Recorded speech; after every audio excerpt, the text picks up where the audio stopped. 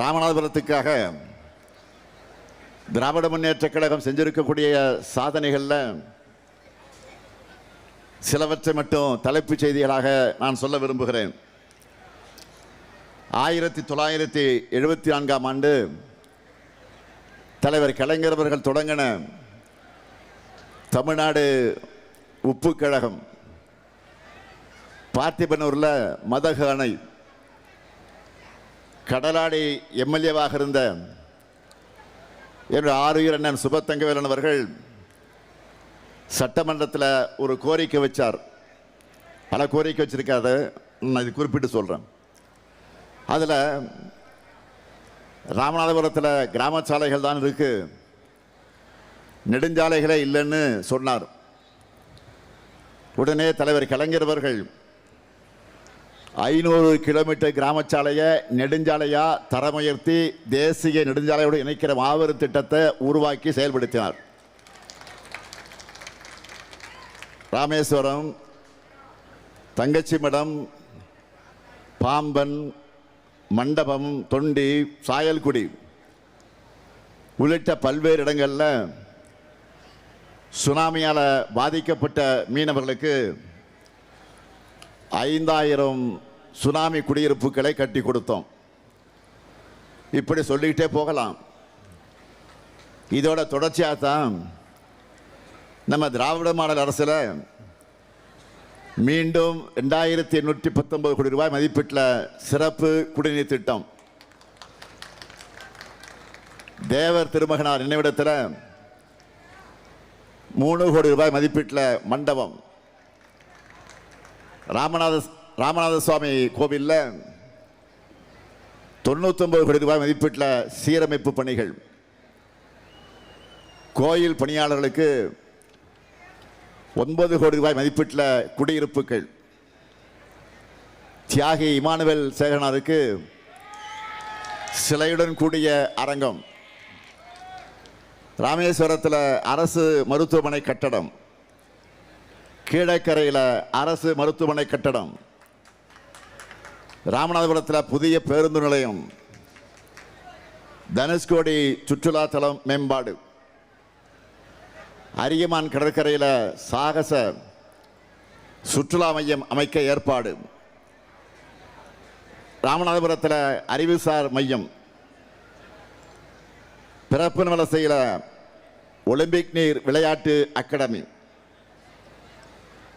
ராமேஸ்வரம், பாம்பன், மண்டபம் துறைமுகங்களில் மீன் இறங்கு தளம், விற்பனை கூடம், தூண்டில் விளைவுகள், நெடுஞ்சாலைத்துறை சார்பில் 219 பணிகள், 154 புதிய கட்டடங்கள், நகராட்சி நிர்வாகத்துறை சார்பில் 231 பணிகள், 22 மினி பேருந்துகள், திருவாடனை அணைக்கட்டு,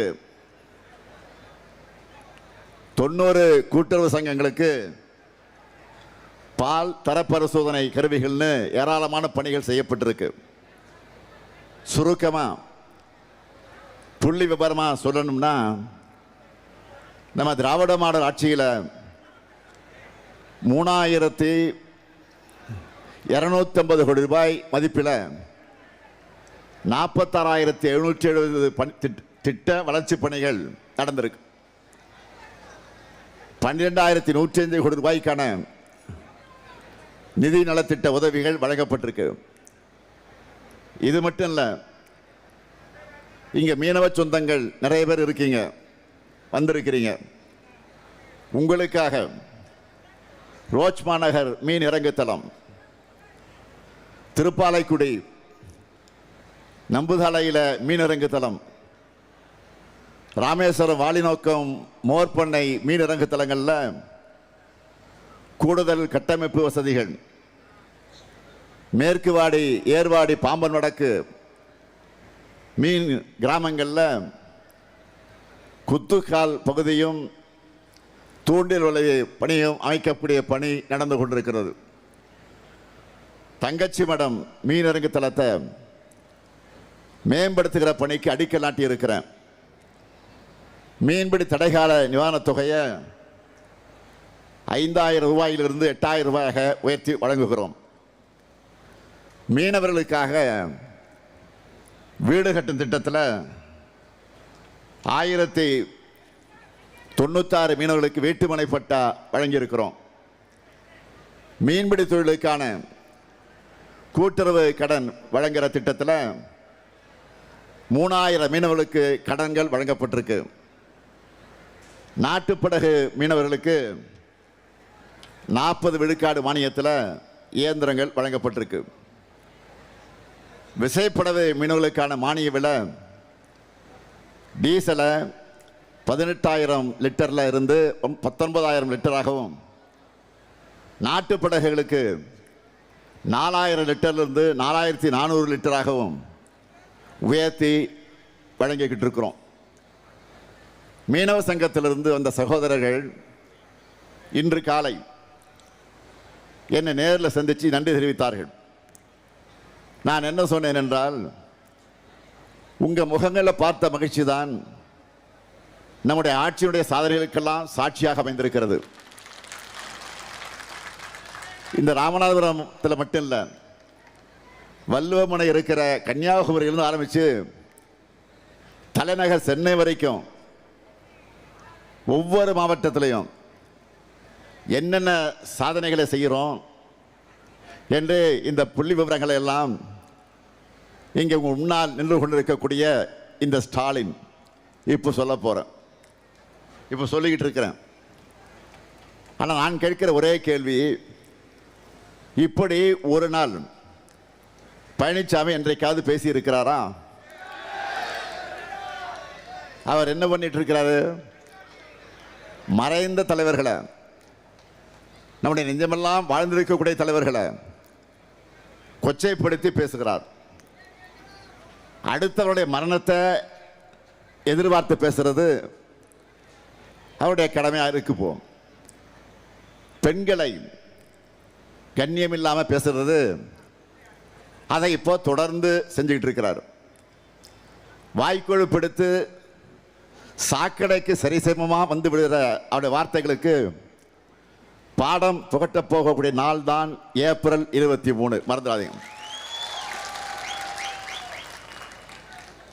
கொள்கையற்ற அடிமை கூட்டத்தை, சுயநலத்துக்காக தமிழ்நாட்டை அடகு வைக்கக்கூடிய வகையில் ஒன்று சேர்ந்திருக்கிற தோக கூட்டத்தை மக்கள் நீங்கள் விரட்டி அடிக்கணும். சாதனைகளால் தமிழ்நாட்டை உயர்த்தி இருக்கக்கூடிய திராவிட மாடல் அரசை மீண்டும் ஆட்சியில் நீங்கள் அமர்த்தணும். ஏன்னா திராவிட மாடலோட திட்டங்கள் என்பது வரலாற்றில் நிற்கிற திட்டங்கள் மட்டும் இல்லை, புது வரலாற்றை படைக்கக்கூடிய திட்டங்கள். வெறும் புள்ளி விவரங்கள் இல்லை, கோடிக்கணக்கான தமிழ் மக்களுடைய புன்னகையால் எழுதப்பட்டிருக்கக்கூடிய சாதனை சரித்திரம்தான் திராவிட மாடல். முதலமைச்சரான முதல் நாள் நான் போட்ட முதல் கையெழுத்து மகளிர் முன்னேற்றத்திற்கான மாபெரும் படிக்கட்டாக அமைஞ்ச விடியல் பயண திட்டம். நம்ம அரசு பொறுப்பேற்ற 1800 நாட்களில் 935 கோடிக்கும் அதிகமான பயணங்களை மகளிர் மேற்கொண்டிருக்கிறாங்க. ஊரெல்லாம் சுற்றி பூ காய்கறி விற்று 5000 ரூபாய் சம்பாதிச்சா அதில் 1000 ரூபாய் பஸ்ஸுக்கே போயிடுதுன்னு கவலைப்பட்டு வேதனையோடு இருந்த பல சகோதரிகள் இந்த விடியல் பயணத்தால் பயணிக்கும் ஒவ்வொரு நாளும் இந்த ஸ்டாலினை நிச்சயமாக நினைப்பாங்க. பக்கத்து டவுனுக்கு வேலைக்கு போகிற சகோதரிகள் இந்த ஸ்டாலினுக்கு தேங்க்ஸ் சொல்லுவாங்க.